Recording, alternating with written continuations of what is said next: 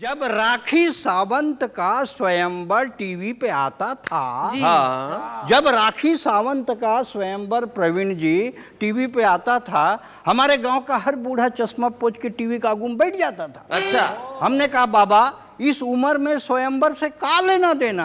बोले बेटा जब तक सांस है तब तक आस है।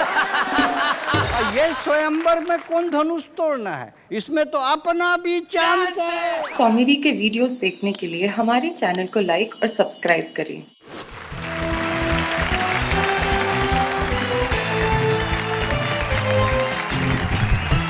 क्या बात है। राजेंद्र मालवीय, आलसी जी, सुरेंद्र दुबे जी, प्रवीण शुक्ल जी, बड़े अच्छे हमारे मित्र हैं। तीनों हमारे बीच में बैठे हैं और बड़े ही खूबसूरत। हाँ प्रवीण जी, ये कहना चाहता हूँ कि आज तीन हास्य कवि एक साथ हैं, माहौल रंगीन है, वातावरण संगीन है। जी जी। लेकिन दो कोट वालों के साथ दुबे जी कुर्ते में है, ये क्या सीन है? मैंने जानबूझ के इनको ये कुर्ता पहनवाया है कि एक बार मैंने इन्हें ब्लैक सूट पहनवाया था तो पता ही नहीं चला कि सूट कहाँ खत्म हुआ, आदमी कहाँ शुरू हो गया।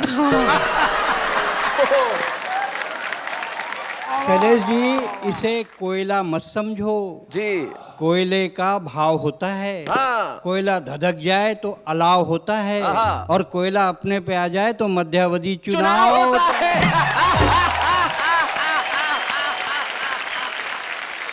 आज आपको पता चल गया होगा कि यहाँ कितने धमाके होने वाले हैं, कितने ठहाके होने वाले हैं और आज आप तालियां बजाते बजाते थक जाएंगे। तो चलिए मैं सबसे पहले उन्हें बुला लेता हूं जिनके बाद में आने की कोई गारंटी नहीं है। आलसी आदमी है। हाँ। आए ना आए, मैं उस महान प्रातः स्मरणीय महान आलसी को बुलाना चाहता हूं जिनका नाम है राजेंद्र मालवीय आलसी। आइए।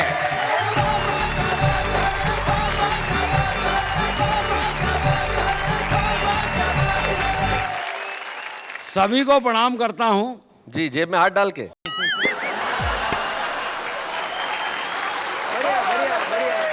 आप सब में और मुझ में फर्क ये है कि आप सब कल्पना भी करते हैं। मैं आलसी आदमी हूं, मैं कल्पना ही करता हूं। क्या बात है भाई, क्या वाह वाह वाह वाह। बहुत बढ़िया।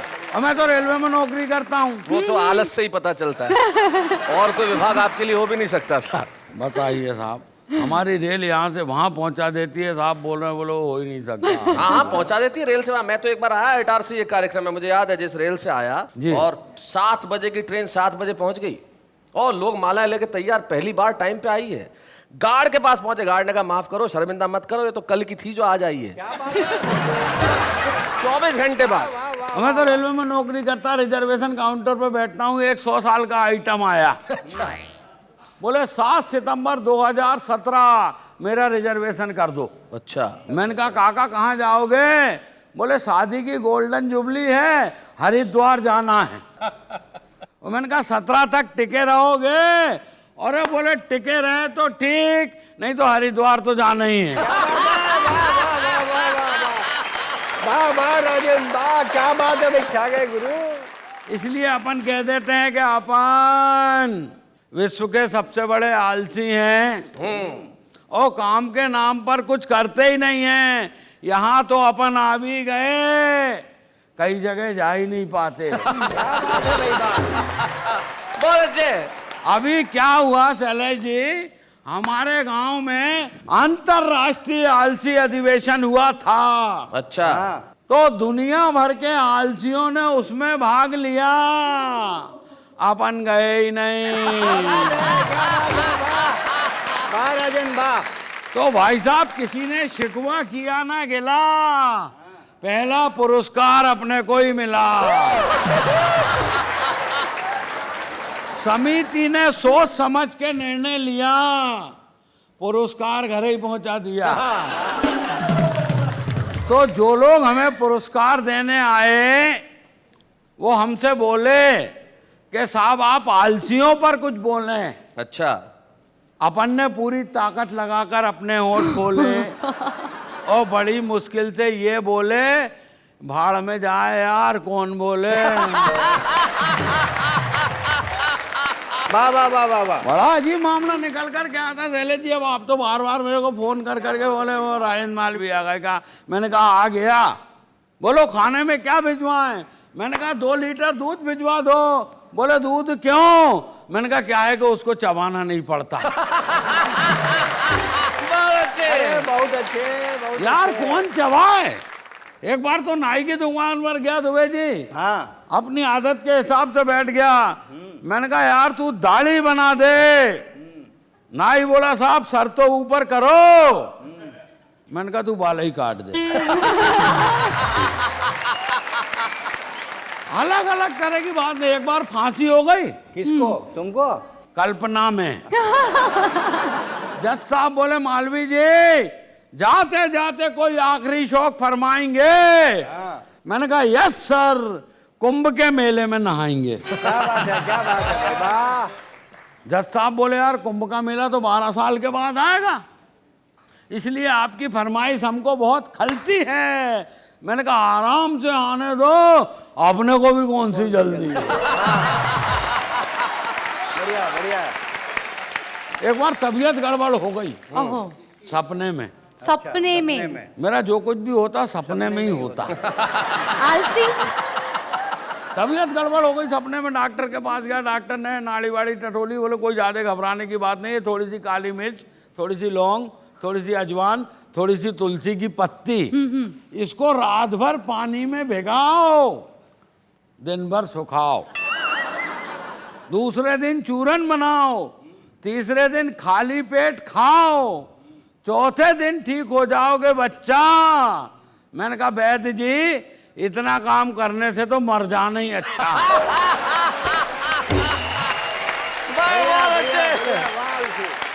नेता लोग आते बोले हमको वोट दो, हमको वोट दो, हमको वोट दो। हमारी माँ ने कहा तुम्हें क्या वोट दें? एक बार वोट दो तो तुम 5 साल के बाद आते हो। नेता बोला ऐसी क्या बात है माता जी, आजकल तो हम हर साल आते हैं।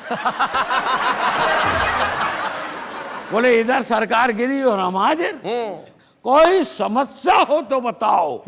हमारे माँ ने कहा कोई समस्या नहीं है, मेरा बेटा है आलसी है, पेड़ पे चढ़ा है नीचे नहीं उतर रहा है, उसको उतार के ले जाओ।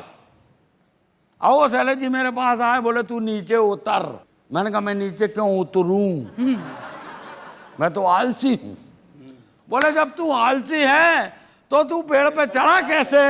मैंने कहा मैं पेड़ पे कहाँ चढ़ा था, मैं तो जमीन पे पड़ा था, और मुझे क्या मालूम के नीचे एक बीज गड़ा था।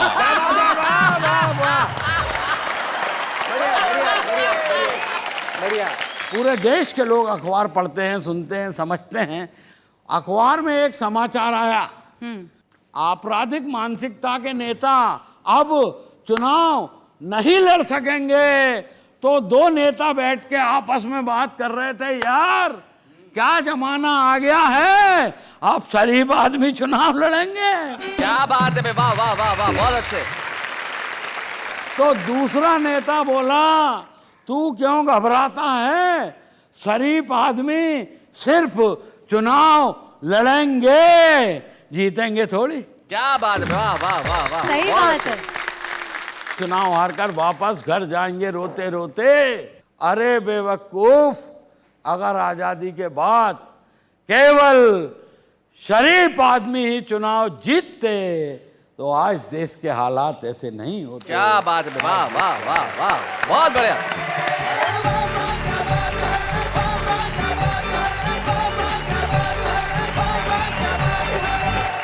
भाई बहुत अच्छे राजन जी, कमाल कर दिया आपने। और सबसे बड़ा तो आपको बहुत बहुत धन्यवाद कि आप वापस भी लौटे, वरना आपका क्या भरोसा, आप यहीं बैठ सकते थे, अपन जाते ही नहीं।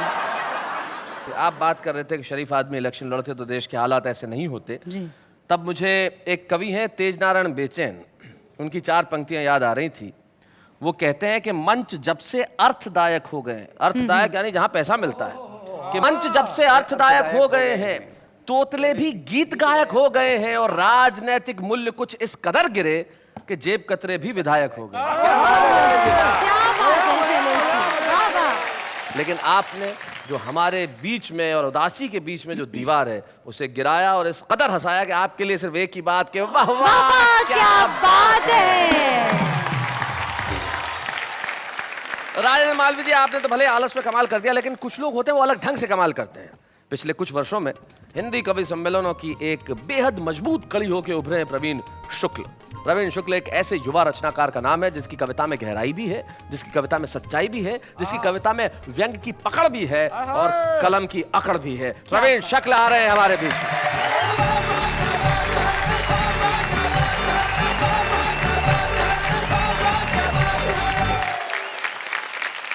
कल्पना की बात चल रही है तो हास्य बिखरा हुआ है चारों तरफ। जी आजकल तो सीडी का ज़माना आ गया, उससे पहले एक बार वीडियो कैसेट लाइब्रेरियां खुली थी और समय आजकल किसी के पास नहीं है। आदमी कम समय में ज़्यादा काम करना चाहता है, इसलिए लोग अधूरे वाक्य बोलते हैं। मुझे याद आता उस समय एक चला गया वीडियो कैसेट लाइब्रेरी में। जी बोले भाई साहब माँ है क्या? माँ फिल्म की कैसेट मांगना चाहता था। दुकानदार बोला जी माँ तो नहीं है, आज डैडी को ही देख लो। वो भी महेश भट्ट की डैडी फिल्म के बारे में बता रहा था। जी पीछे से दूसरा कस्टमर पहुंच गया, बोले साहब बहू रानी है। इस बार दुकानदार गच्चा खा गया, उसने सोचा घर की बहू को ही पूछ रहा है। उसने गर्दन घुमाई, आवाज मारी बहू रानी है क्या? अंदर से लड़के की आवाज आई बहू रानी को तो 4 दिन पहले शैलेश लोढ़ा जी ले गए। तभी शैलेश जी बहू रानी फिल्म की कैसेट लेकर आ गए। बोले अरे यार कैसी बहू रानी दे दी, इसकी तो आवाज ही ठीक नहीं है। दुकानदार बोला कोई बात नहीं, बहू रानी को यहीं रख दो, पड़ोसन ले जाओ, बिल्कुल नई आई है। मैं एक छोटी व्यंग कविता आपको सुनाता हूँ। अभी पिछले दिनों दिल्ली में एक स्थान से गुजर रहा था, मैंने देखा 2 मजदूर काम पर लगे हुए थे। एक गड्ढा खोदने का काम कर रहा था, दूसरा उसे भरने का काम कर रहा था। मैंने कहा भैया ये क्या कर रहे हो? तो एक मजदूर नहीं बताया। बोले साहब काम पर 3 लोग लगाए गए थे, एक को गड्ढा खोदना था, दूसरे को पौधा लगाना था, तीसरे को मिट्टी भरनी थी, दूसरा आया नहीं है, हम अपना काम कर रहे हैं। बहुत अच्छे। ये आनंद की स्थितियां, तब आप एक कविता का आनंद लीजिए। जी सुनिए जनाब, अभी पिछले दिनों की शाम कवि सम्मेलन से घर लौटते समय हमारा पांव अचानक एक बोतल से टकराया। मैंने घबराकर बोतल को उठाया और सकपकाकर जैसे ही ढक्कन खोला, विस्फोट के साथ छूट गया बम का गोला। चारों ओर फैल गया धुआं ही धुआं। धुएं के बादलों के बीच एक बहुत बड़ा जिन्न प्रकट हुआ। बोला आका आपने मुझे आजाद किया है, मैं जिंदगी भर आपकी जी हुजूरी करूंगा। जो भी मांगना चाहते हो मांग लो, मैं आपकी हर एक इच्छा पूरी करूंगा। मैंने कहा जिन्न महाराज यदि करना ही है तो कर दो इतना सा काज, भारत की भूमि से भ्रष्टाचार भगा दो। जिन्न बोला मैं वापिस बोतल में घुस रहा हूं, तुम ऊपर से ढक्कन लगा दो। बहुत अच्छे, प्रवीण भाई बहुत अच्छे। Very nice. पति पत्नी के संबंध पर एक छोटी कविता सुनाता हूं, आनंद लीजिए। स्वागत, सुनाइए।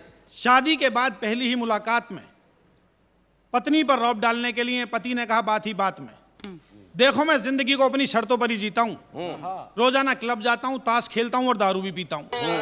अब तुम भी अपने बारे में कुछ बताओ।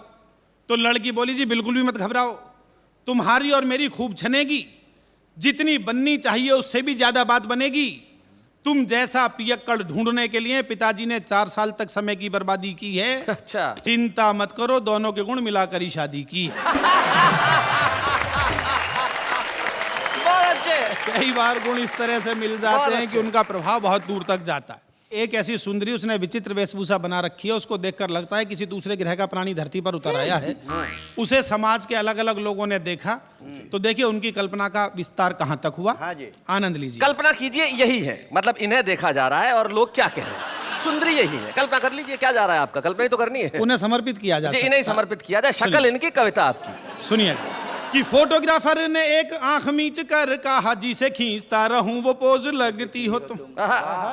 खाट पे पड़े हुए मरीज ने कहा कि मुझे जीवन बचाने वाली डोज लगती हो तुम, जीवन बचाने वाली डोज लगती हो तुम। माली बोला बार बार सूंघने को मन करे। अच्छा कि माली बोला बार बार सूंघने को मन करे, नया नया खिला रेड रोज लगती हो तुम।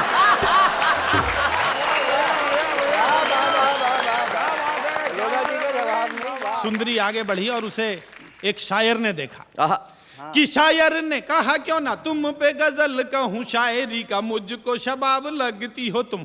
जिसे देख कर मन मांसाहारी होने लगे, शाकाहारियों को वो कबाब लगती हो तुम। शाकाहारियों को वो कबाब लगती हो तुम। और अगली पंक्ति शैलेश भाई को समर्पित करता हूँ, जो बड़े कवि हैं, बड़े एंकर हैं।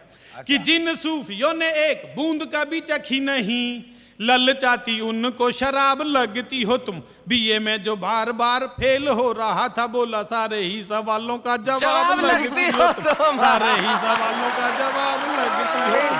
सारे ही सवालों का जवाब लगती हो। एक छंद विशेष सुनिएगा, आपको आनंद आएगा। दुबे जी देखिएगा। बिल्कुल स्वागत है। कि शुगर के जितने मरीज मीठा छोड़ चुके, उनको जरूरी नमकीन लगती हो तुम। डायबिटीज घट जाए तो और ज्यादा खतरनाक हो जाती है। कि शुगर के जितने मरीज मीठा छोड़ चुके, उनको जरूरी नमकीन लगती हो तुम। लाखों अखियों में काले काले मेघ घिरते हैं, जब भी जरा सी गमगीन लगती हो तुम। जब भी जरा सी गमगीन लगती हो तुम। प्रॉपर्टी डीलर हड़पने को आतुर हैं, कि प्रॉपर्टी डीलर हड़पने को आतुर हैं, लफड़ेगी उनको जमीन लगती हो तुम।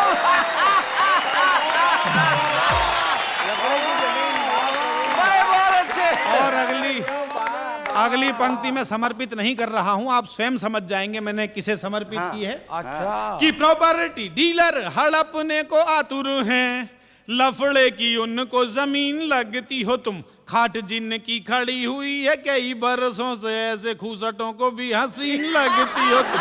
ऐसे खूसटों को भी हसीन लगती हो तुम। ऐसे खूसटों को भी हसीन। कल्पना का विस्तार देखिए कि कवि कहां तक सोचता है। हाँ भाई स्वागत है। कि तुम्हें देखते ही मन नाचने को करता है, मन का मयूर बोला घन लगती हो। वाह वाह वाह। घन मतलब बादल। बादल, आप जानते हैं कि बादलों को देखकर मोर का नाचने का मन करता है। कि तुम्हें देखते ही मन नाचने को करता है, मन का मयूर बोला घन लगती हो तुम। जिसके समीप आके शीतलता मिलती है, सर्पों को चंदन का वन लगती हो तुम। सर्पों को चंदन का वन लगती हो तुम। परेशान जिसे आए कर वाले करते हैं, कि परेशान जिसे आए कर वाले करते हैं, उसे एक नंबर का धन लगती हो तुम। नेता बोला मार दूंगा सबको तुम्हारे लिए, मुझको तो संसद भवन लगती हो। मुझको तो संसद भवन लगती हो। मुझको तो संसद भवन लगती हो। मुझको तो भाई क्या बात है भाई, वाह वाह वाह। बहुत अच्छा।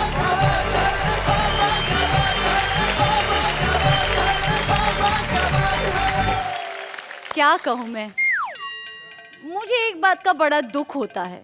किस बात का? कि शो को एंकर कर रही हो? कल्पना कभी सच क्यों नहीं हो सकती? कल्पनाएं सच हो सकती हैं, होना चाहती भी हैं, लेकिन दिक्कत हो जाती है। क्या? जैसे राजेंद्र मालवीय ने एक बार रात को सपना देखा कि इसको प्रवीण शुक्ल और सुरेंद्र दुबे ने बहुत बुरी तरह पीटा, बुरी तरह पीटा। इतना मारा कि सुबह उठते ही सबसे पहले अपने बैंक गया और बैंक वालों को कहा मेरा अकाउंट बंद कर दो। बोले क्यों भाई, अकाउंट क्यों बंद करते? बोले आपका जब बैंक का नाम लिखा हुआ है वहां नीचे टैगलाइन है, हम आपके सपनों को हकीकत में बदलते हैं। तो अगर सपने हकीकत में इस तरह तब्दील हो जाएं तो कोई नहीं चाहेगा कि कल्पना हकीकत बने। लेकिन क्या करें साहब, हम भी चाहते हैं कि हमारी कल्पना हकीकत हो जाए। हम तो चाहते हैं कि डीजल सस्ता हो जाए, पेट्रोल सस्ता हो जाए, देश में चारों तरफ खुशियां हो, लेकिन ये हकीकत कहाँ हो पाती है साहब। लेकिन कुछ लोग ऐसे होते हैं जो जिंदगी में सिर्फ एक काम करते हैं कि लोगों की जिंदगी में रंग भर सके। हमारे बीच में एक ऐसा ही कवि, एक ऐसा ही रचनाकार है जिन्होंने जीवन का सिर्फ एक ही बीड़ा उठाया है कि मैं अपनी कविताओं से भी, अपनी शक्ल से भी सबको हंसाऊंगा। डॉक्टर सुरेंद्र दुबे।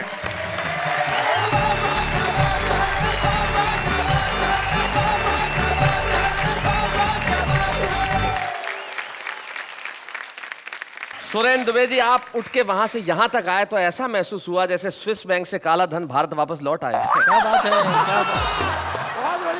ऐसा है, जब हमारी पत्नी खुश होती है जी तो कहती है तुम मेरे सोना हो, तुम मेरे चांदी हो, तुम मेरे मोती हो, तुम मेरे धन हो।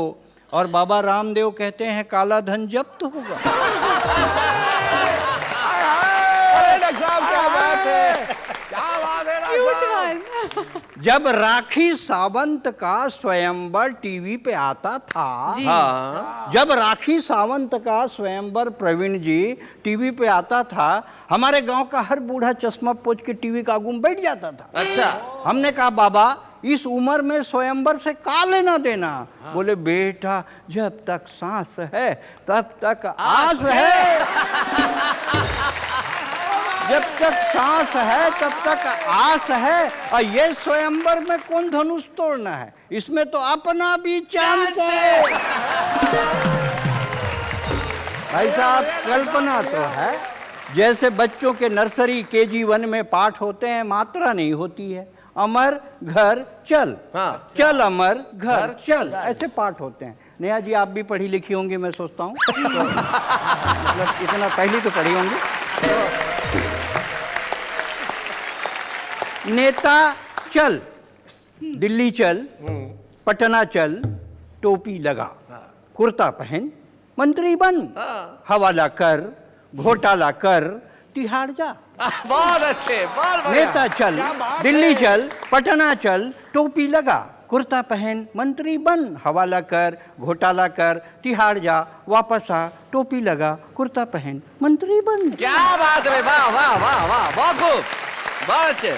हिंदी की क्लास थी, हिंदी की क्लास थी, हिंदी की क्लास थी, टीचर एकदम उदास थी। पति से लड़कर आई, अब काहे की पढ़ाई। बच्चों ने कहा टीचर पढ़ाओ, टीचर पढ़ाओ। टीचर ने कहा दिमाग मत खाओ, कल गाय पे निबंध लिखवाया था, जाओ पति पर निबंध लिख कर लाओ। बच्चों ने लिखा, पति एक दयनीय पालतू प्राणी है। पति एक दयनीय पालतू प्राणी है जिसे हम मनुष्य भी कह सकते हैं। बढ़िया बढ़िया बढ़िया।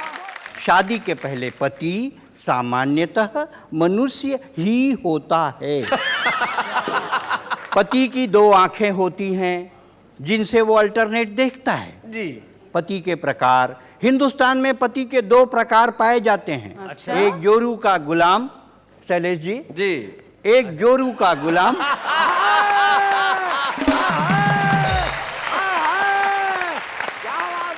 एक जोरू का गुलाम, दूसरा जोरू का बादशाह। जोरू का गुलाम ये सस्ती, सुंदर और टिकाऊ नस्ल है। ये बहुतायत मात्रा में पाई जाती है। जोरू का बादशाह ये प्रजाति धीरे धीरे लुप्त हो रही है। भाई साहब, क्या कहने हैं। जितने लोग बैठे हैं दिन में एक डायलॉग 20 बार बोलते हैं, टाइम नहीं है। पूरा हिंदुस्तान कहता है टाइम नहीं है, और हमारी आबादी 121 करोड़ हो गई। टाइम नहीं है तो इतनी, तो टाइम मिल जाए तो कितनी।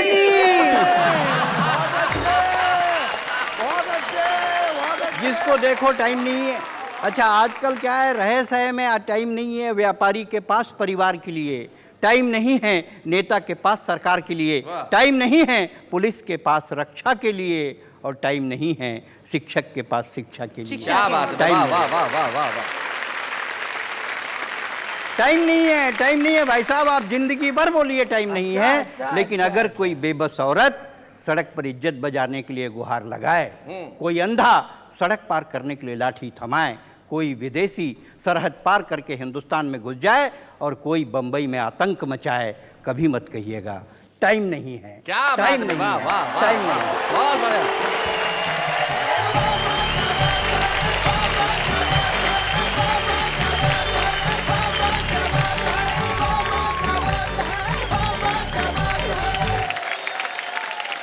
भाई यहाँ तालियां हैं, ठहाके हैं और खुशियों की बरसात है, क्योंकि ये वाह वाह क्या बात है। जिंदगी में कई चीजें होती हैं। जैसे मित्रों, सुरेंद्र जी, हुआ यूं कि एक बार एक नेताजी गांव के स्कूल का दौरा करने चले गए, तो वहाँ बच्चों से पूछा कोई प्रॉब्लम तो नहीं है। बोले सर कोई वैसे तो कोई खास प्रॉब्लम नहीं है, पर 6 महीने से कोई टीचर ही नहीं है, हम तो यूं ही बैठे हुए हैं। तो नेताजी बड़े आश्चर्य में बोले फिर ये स्कूल चल कैसे रहा है? बोले वैसे ही जैसे देश चल रहा है। वाह वाह वाह। तो हमारा देश भी भगवान भरोसे चलता है, और कल्पनाओं में तो आदमी भगवान के भरोसे नहीं, खुद के भरोसे रहता है, क्योंकि जो जैसा चाहता है वैसा सोचता है, वैसी कल्पना करता है। चलिए फिर मैं भी आपके लिए कल्पना करती हूँ। मेरे लिए थैंक यू सो मच। मत करना प्लीज। नहीं, पर कर दी ऑलरेडी, बस बताना बाकी है। बताओ। हाँ, शैलेश जी सोचिए, कल्पना बड़ी सिंपल सी है। सोचिए कि आप अगर प्रधानमंत्री बन जाओ तो मैं 3 दिन में गरीबी मिटा दूंगा, सारी चीजों के दाम आधे कर दूंगा, और जितनी भी एजुकेशन है सब फ्री, और जितने लोगों को काम नहीं सबको नौकरी पे लगा दूंगा। एक मिनट, आप ये सब करेंगे कैसे? वैसे ही जैसे कल्पना में तुमने प्रधानमंत्री बनाया, कल्पना में ये भी कर लूंगा। लेकिन हम दोनों यहाँ पे अपनी कल्पनाओं का बखान करने के लिए नहीं खड़े भाई, दूसरे लोगों को भी उनकी कल्पना का मौका देना चाहिए कि नहीं देना चाहिए? तो जरा देखते हैं दूसरे लोग कैसी कल्पना करते हैं। हाँ हाँ, अचार के बिना फीके हैं पराठे, खा ले बेटा खा ले, वरना बीबी दिखाएगी कराटे। दादी जब चिल्लाती है तो बड़े बड़े आंसुओं के साथ रोती हूँ, पर उन्हें क्या पता ओवर एक्टिंग में तो उनकी ही होती हूँ। हर तरफ पढ़ाई का साया है, किताबों में सुख किसने पाया है? हम तो जाते हैं कॉलेज लड़कियां ताड़ने, प्रोफेसर कहता है इतनी बारिश में लड़का पढ़ने आया है। यूँ तो हमने भी की थी सीए की पढ़ाई, हाथ में आ गया सीफ और चूल्हा और कढ़ाई। बढ़िया है। ABCDEFG 1G याद नहीं हुआ, उससे पहले आ गया 3G। बचपन में नानी हमें सुनाती थी परियों की कहानी, अब हम सुनते हैं आज की परी शीला की जवानी। माना कि मेरे बेटे तुझ पर मरते हैं, ये मत भूल कि तेरे ससुरी मुझसे डरते हैं।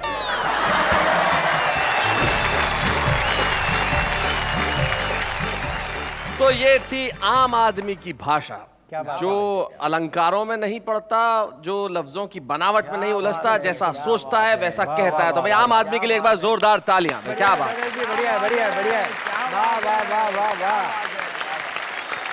शैलेश जी, वहाँ से भी कोई कुछ कहना चाहता है? कौन? सर मैं भी एक आम इंसान हूँ, मैं अपनी एक कविता सुनाना चाहता हूँ। ओहो, आम इंसान का कुछ नाम है? विपिन हीरो। ओहो, पर मैं अपनी कविता गाकर सुनाना चाहता हूँ। वो तो सब ठीक है, पर आम इंसान हीरो? वैसे असली हीरो तो इस देश का आम इंसान ही है। तो आइए हम इस देश के असली हीरो से कविता सुने। आइए भाई विपिन हीरो, आइए जरा।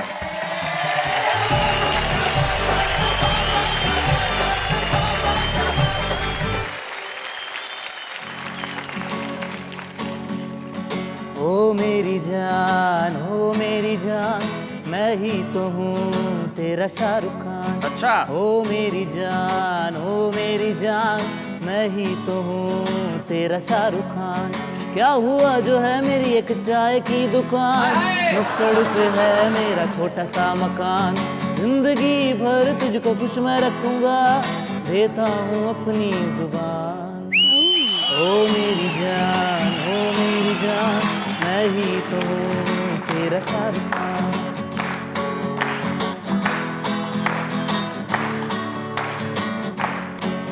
हाँ सुबह जल्दी उठ के मैं तेरे लिए चाय बनाऊंगा। क्या बात है? ओ फैन मट्ठी नहीं खाएगी तो मैं ब्रेड बटर लाऊंगा। हाँ ठंडे पानी से जो ना नहाएगी तो गीजर लगवाऊंगा। हाँ लगवाऊंगा। ओ मेरी जान, मैं ही तो हूँ तेरा शाहरुख खान। क्या हुआ जो है मेरी एक चाय की दुकान, नुक्कड़ पे है मेरा छोटा सा मकान। जिंदगी भर तुझको खुश मैं रखूंगा, देता हूँ अपनी जुबान। हाय हाय।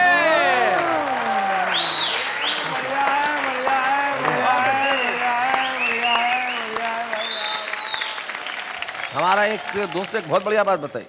एक आदमी चाय की दुकान चलाता था और वो भी शायर। बोले हम यादों की चादर तानते रह गए, वो रामलाल के साथ भाग गई, हम चाय छानते रह गए। तो ये जो आशिकी है ये कमाल की है।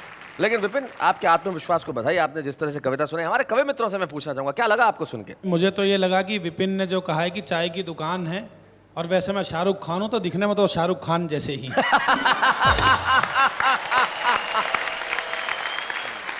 Thank you so much Vipin. आपने यहाँ आके सबसे पहले तो मैं आपको बधाई देना चाहूँगा। ज़िंदगी के अंदर जो ये लोग जो हैं वो बड़े इनहिबिशंस रखते हैं, और जैसे हिंदी में कहा जाए तो पूर्वाग्रह रखते हैं। आपने सारे पूर्वाग्रहों से मुक्त होकर ये कहा कि सर मुझे कविता सुनानी है। कविता के लिए भाव, कविता के लिए आदर, कविता के लिए अनुराग, आपके लिए सिर्फ तालियां और सिर्फ 4 लफ्ज। वाह वाह, क्या बात है। Thank you so much.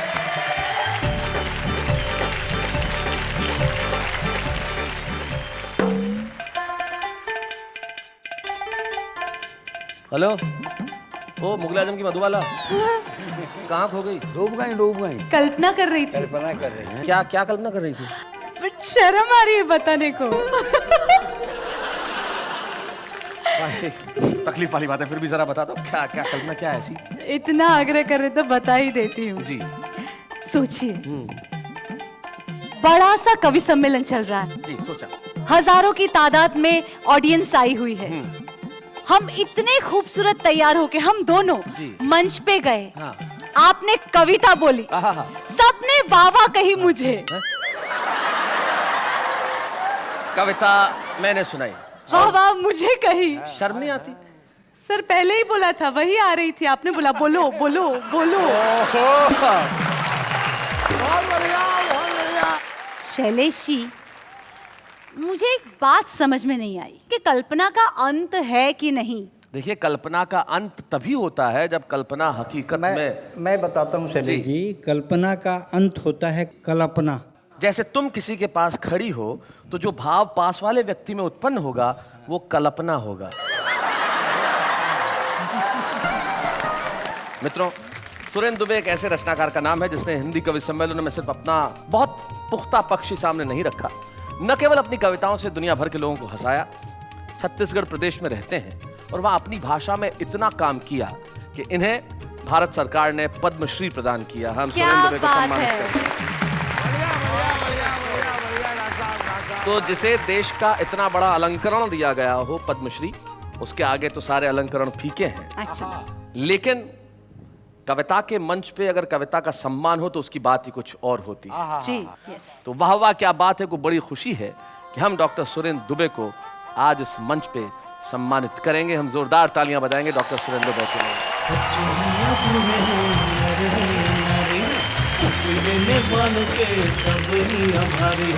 सबको हंसाने वाले सबके साथ हैं, बाबा क्या बात है, बाबा क्या बात है।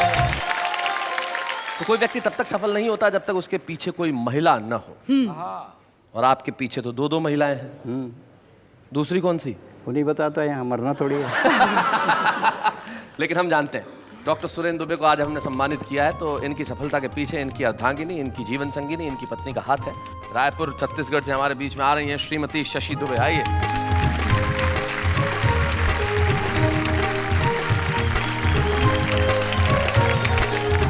कितने साल हो गए आपकी शादी को? हमारी शादी को 30 साल हो गए। 30 साल हो गए, क्या बात है। कैसे हुई थी शादी, अरेंज मैरिज या लव मैरिज? Love marriage. देखो, इसमें दो आश्चर्य हैं। एक तो 30 साल पहले लव मैरिज और दूसरी लव मैरिज इनसे। भाई ये कैसे हुआ? दरअसल शैलेश जी, मुझे कविताओं से प्यार था। हाँ। इसलिए दुबे जी से प्यार था। हाय हाय हाय हाय, क्या बात है। तो दुबे जी आपको वाह वाह वाह वाह वाह वाह वाह वाह वाह वाह। लव मैरिज और अरेंज मैरिज में आपको क्या फर्क लगता है?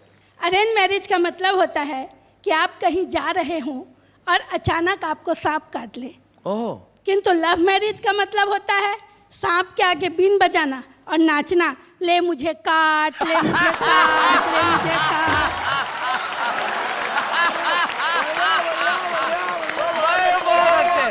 जब ये मेरे प्रेमी थे जी, तो मेरी सारी मांगे भाग भाग कर पूरी करते थे। अच्छा। और जब शादी हो गई तो मांगे सुनते ही भाग जाते।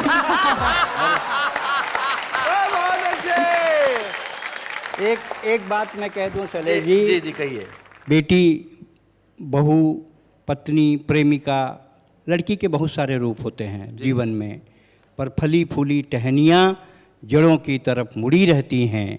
बेटियां कहीं भी रहें, माँ बाप से जुड़ी रहती हैं। वाह वाह वाह वाह वाह वाह वाह वाह वाह। तो ये था कल्पनाओं से भरा हुआ एक ऐसा शानदार काल्पनिक सफर जिसमें हमने सिर्फ हंसी की बात ही नहीं की, मुस्कुराहट ही नहीं बांटी, बल्कि जिंदगी की कल्पनाओं को हकीकत में बदलते भी देखा। कल्पना जिंदगी में किसी भी रूप में हो सकती है, इसलिए एक शायर के 2 शेर मुझे याद आते हैं जो मैं जाते जाते कहना चाहता हूँ। वो कहते हैं कि खुशबू हूँ, मेरे नाम को फूलों में बांट दो, जहनों में बांट दो, मुझे जिस्मों में बांट दो। मैं ख्वाब हूँ, ख्याल हूँ, शबनम हूँ, रंग हूँ, मैं खिलखिलाऊंगा, मुझे लफ्जों में बांट दो। क्या बात है। अगले शनिवार की रात 10 बजे ऐसे ही सफर पे हम मिलेंगे जिसका नाम है वाह वाह क्या बात है।